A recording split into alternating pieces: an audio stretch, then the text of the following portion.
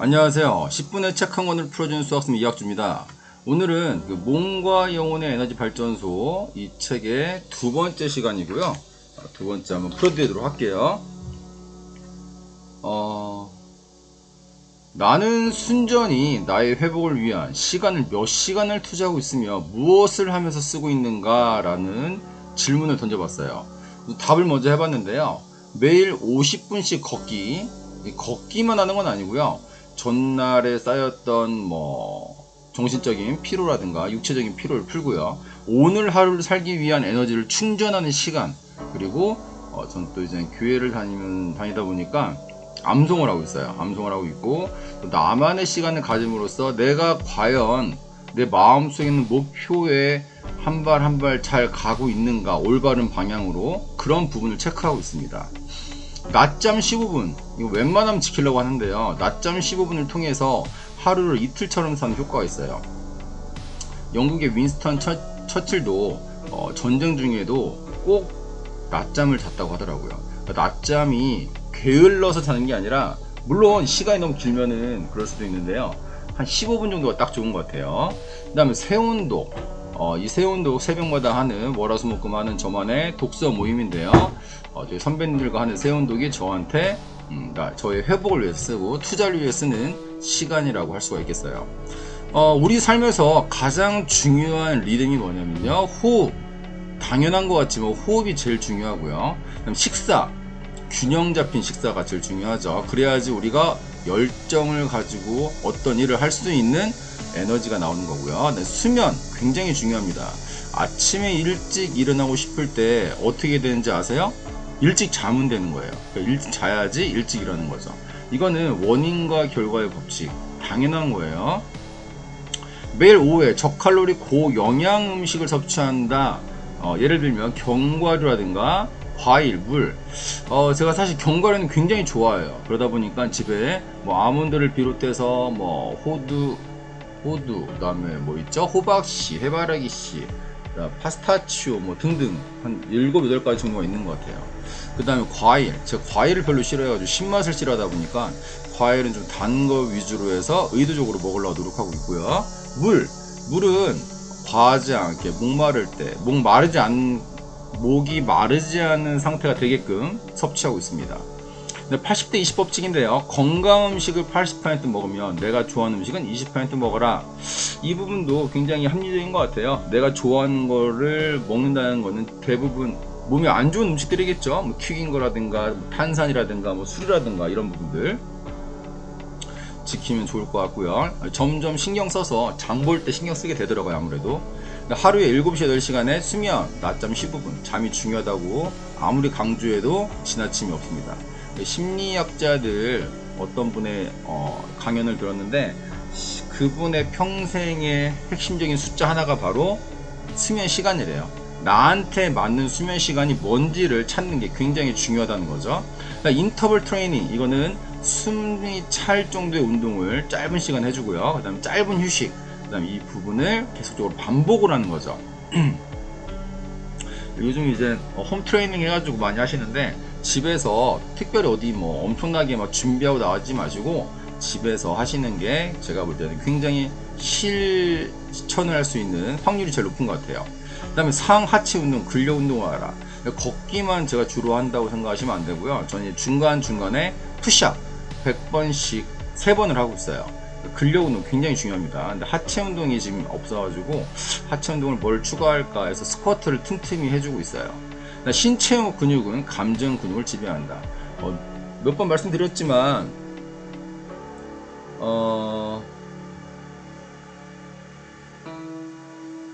정신적으로 강하기 위해서는 우선 신체적으로 강해야 되는 거예요. 그래서 체력 곳간에 인심이 난다고 체력적으로 체력이 넘쳐야지 뭘 하더라도 열정적으로 마음을 다해서 할 수 있는 기본 조건이 되는 거죠. 체력은 밥과 같은 존재인 것 같아요. 그다음 부정적 감정에서 빠져나오는 나만의 방법인데요. 복식호흡 굉장히 편하고요. 이게 누구한테 눈치 보지 않고 그냥 바로 실시할 수 있다는 게 가장 큰 장점이고요. 그다음에 직설적으로 친절하게 물어보기. 우리가 살다 보면 어떤 부분에 있어서 저 사람은 어떤 마음으로 저런 행동을 했을까? 라고 대부분은 부정적으로 생각을 해요. 긍정적인 게 아니라. 그럴 때는 어떻게 한다? 저 같은 경우는 여쭤봐요. 물어봐요. 친절하게. 그 대신 왜냐면 그 사람의 진위를 모르는 상태에서 무조건 부정적으로만 생각할 수는 없는 거기 때문에. 그렇죠?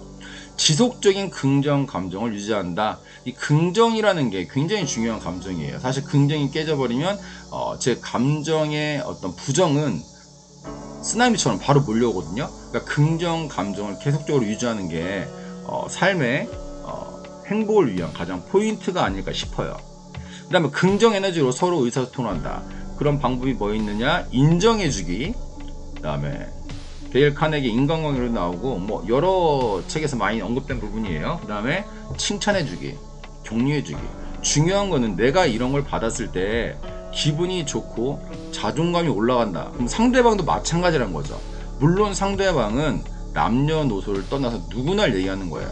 뭐 할아버지니까 무슨 창피하게 칭찬을 해? 이런 게 아니고요. 할아버지든 할머니든 어린 아이든 누구든 간에 청장년층이든 누구든 간에 인정을 받고 칭찬을 받고 격려를 받게 되면 힘이 날 수밖에 없고 긍정적으로 변할 수밖에 없습니다.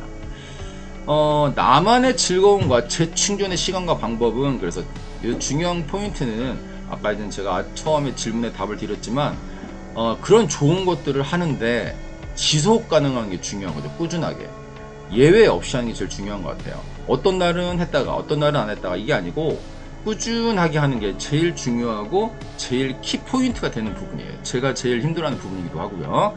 신체 에너지와 감정 에너지는 함께 가는 친구다라는 부분이죠. 신체가 건강하면 감정도 건강한 거죠. 그래서 건강한 신체에 건강한 육체, 건강한 정신에 건강한 육체, 건강한 육체에 건강한 정신 같이 가는 거예요. 그러면 뭐가 되느냐? 가와만사성, 즉 가정이 편안해지면 모든 일이 편안해집니다. 긍정은 긍정을 불러오는 선순환 효과가 있는 거죠. 나의 신념을 나의 삶에서 발현시키기 라는 부분인데요. 나의 신념이란 가치가 우선 있어야 돼요. 이 신념이 없는데 무슨 실은 신념이 발현이 되겠어요. 예를 들면 저 같은 경우는 관대하지만 엄한 아빠라든가 선생님, 최고의 아빠, 존경받는 남편, 최고의 선생님, 이런 어떤 가치, 사랑, 배려, 공감, 경청, 이런 부분들에 대한 가치를 갖고 있어요. 신념을 갖고 있어요. 그러다 보니까 이게 내 삶에서 발현되는 게 제일 중요한 거죠. 아무리 좋은 재료가 있어도 이런 음식을 만들지 않으면 의미가 없는 거랑 같은 거예요. 나의 가장 중요한 가치에 따라 행동하라. 이 가치가 깨지면 안 되는 거죠. 돈에 의해서 흔들려도 안 되고 다른 사람의 어떤 위압, 억압에 의해서 흔들려도 안 되는 부분이에요. 이 가치, 신념이 중요할수록 이 행동은 더욱더 확고해지는 거죠. 단순해지는 거예요. 생각할 게 많지 않기 때문에. 만족감, 자존감, 내면의 강인함이 높아진다. 당연한 결과죠. 긍정의 질문은 무엇인가? 당신의 의견이 맞는 말입니다. 이런 것은 어떻게 생각하시나요? 굉장히 중요한데요. 우리가 어떤 다른 사람과의 의견이 다를 때 키포인트는 뭐냐면 내 의견을 그 사람한테 전달을 해서 내 의견을 관철시키는 게 목적인데 그걸 내가 억압적으로 한다? 나의 어떤 지위를 이용해서 억압적으로 한다? 물론 겉으로는 듣는 척 하겠지만 그 진심은 그게 아니겠죠. 결국은 내가 나의 의견을 관철시키기 위해서 어떤 말을 어떻게 표현할 것이냐, 이 부분이 중요한 것 같아요. 그래서 이런 식으로 좀 친절하고 친절하지만 알찬 내용이 들어있는 이런 말투가 중요하고요. 제 의견이 틀릴 수도 있습니다. 이런 의견은 어떤가요? 아주 중요한 태도죠. 겸손이 우선 들어가야 되는 거예요. 내 말은 무조건 다 맞는다. 이건 완전 교만한 거죠. 이 교만한 사람 주위에는 사람이 있을 수가 없어요. 왜냐면은 항상 자기 의견만 맞다고 하는데 어떻게 그 사람과 어떤 일을 도모를 하겠습니까? 할 수가 없는 거죠. 그래서 이런 의견은 어떤가 라고 제시를 하는 거죠. 제시. 나의 가치, 아까 이제 말씀드렸지만 저는 이제 상냥함, 미소와 친절, 관대하지만 엄한, 뭐 이런 등등의 많은 게 있는데 우선은 몇 가지 적어봤어요. 생각나는 거. 금주 리추얼, 제가 이제 술을 좋아하다 보니까 금주에 대한 리추얼, 의식을 한번 만들어 봤는데요. 풍족한 점심 식사를 해보자. 그 다음에 퇴근 후에는 곧바로 식사를 하자. 배를 채우면 아무래도 술 생각이 덜 나니까요. 식전에 제가 이제 소맥을 좋아하는데 탄산음료로 한번 마셔보자. 지금 실천하고 있는데 지금 5일째 금주하고 있습니다. 효과 있는 것 같아요. 근데 제일 중요한 거는 내가 공표를 했습니다. 공약을 누군가에게, 가족들하고 세운동 선배님들한테 나만 알고 있지 말고 내가 뭔가를 결심했으면 공표를 하셔야 돼요. 그래야지 지킬 확률이 커집니다. 그 다음에 마지막 부분이죠. 오늘 우리의 감정에 대한 궁극적인 목적인데요. 우리가 지니고 있는 상반된 감정들 사이를 자유롭고 유연하게 걸어다니는 거죠.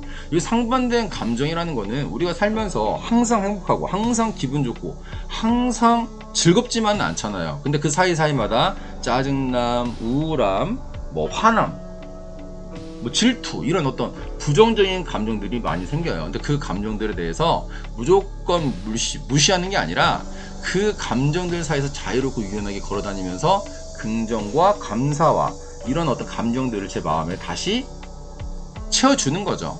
기분 전제는 내 마음에 평안함이 있어야 되고요. 담대함이 있어야 되고요. 요동치지 않는 마음이 있어야 돼요. 이게 없으면 불안과 두려움과 놀람 이런 게 있으면 사실 감정 유지를 할 수가 없습니다. 그렇다면 이게 가능한 사람들은 저는 그렇게 생각해요. 이순의 단계가 아닐까? 아주 대단한 단계죠. 저는 이 어떤 단계를 기대하면서 오늘 하루도 독서를 하고 이런 어떤 모든 행동들을 신경 써서 해야 될 것 같아요. 아나클루시아라는 말이 있는데요. 이건 감정적 몰입을 위해서 여러 가지 감정 상태가 서로 동시적으로 얽혀 있는 상태를 즐기는 건데요. 아까 전에 말씀드렸던 위에 있는 부분과 상반된 감정들 사이에 자유롭고 유연하게 걸어가는 것, 이런 부분과 연결되는 부분이에요. 마찬가지로 기본 전제 조건은 평안함, 요동치지 않는 마음, 담대함, 이런 게 기본 전제 조건이 되겠죠. 그래서 어떤 큰일이 있더라도 미소를 지으며 여유 있게 대처할 수 있는 그런 담대함, 여유, 이런 부분들이 되기 위해서는 나에 대한 믿음, 자신감, 자존감, 그리고 지식, 이런 부분들이 복합적으로 어떤 임계점을 통과해야지만이 감당할 수 있는 일들이 점점점 더 커지는 것 같습니다. 여러분들도 오늘 하루